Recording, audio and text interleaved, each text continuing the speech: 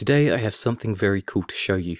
I just found my original copy of Pokemon Blue from late 1999 to 2000, and to my absolute surprise, when I put it in my Game Boy, I was amazed to see that the save file was still intact.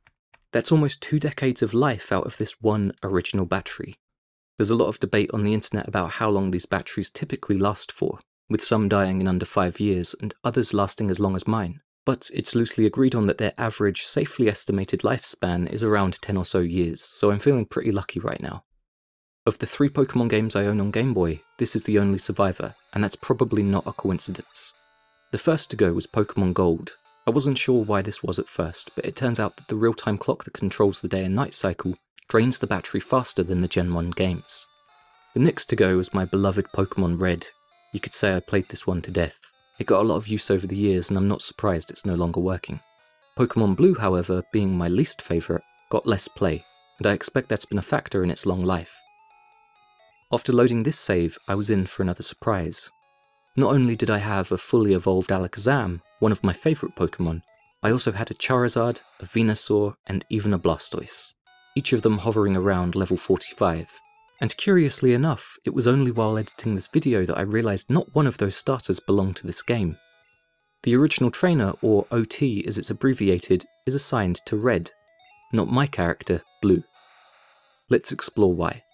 Having all 3 starter Pokemons on Pokemon Yellow, for example, isn't a big deal, as you can naturally get those through the main quest.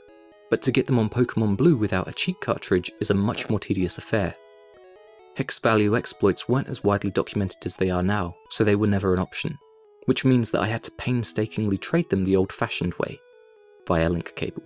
To the best of my recollection, this is how I did it. Stage 1. Start a new game. This is our host game. For us, it will be Blue. Pick a starter Pokemon, deliver Oak's parcel, catch any 5 Pokemon for trade fodder, head to a Pokemon Center, wait. Stage 2. Start a fresh save on another copy of the game. This will be our donor game, in this case it's Red. Select a starter, at this stage it doesn't matter which. Deliver Oak's parcel, head to a Pokemon Center, trade the donor starter with any fodder Pokemon. Repeat stage 2 until the host game has duplicates of the necessary Pokemon. There's no need to trade away the final starter on the donor game. Stage 3. Use the donor game to catch 2 more fodder monsters and trade those away for the missing 2 starters. It was a bit of a time-consuming process for a child, but by the end of it I had 3 starters on both versions of the game. In conclusion, not only do they not belong to this version of the game, they belong to 3 different versions of Red. Red Dead Redemption 3 if you like. By doing it this way, both sets of Pokemon gained XP quicker than if they were caught natively, which might explain why they're so evenly leveled. I still can't work out why I have 2 miscellaneous Rhyhorns sitting in my party though. I've never been terribly fond of them. Comment down below if you have any thoughts or theories.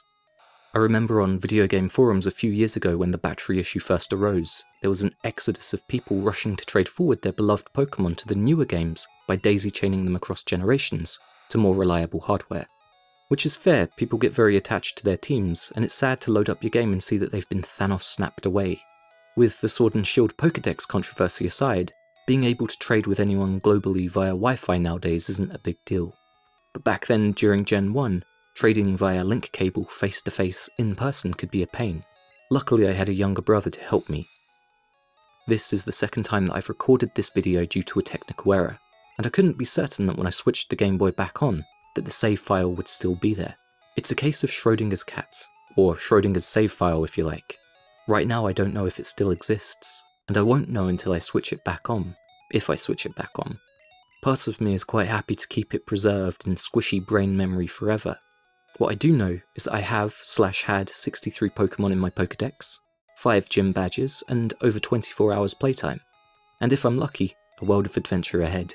Maybe. Thanks for taking the trip down memory lane with me, and thank you for watching. If you haven't already, consider subscribing, and I'll see you next time.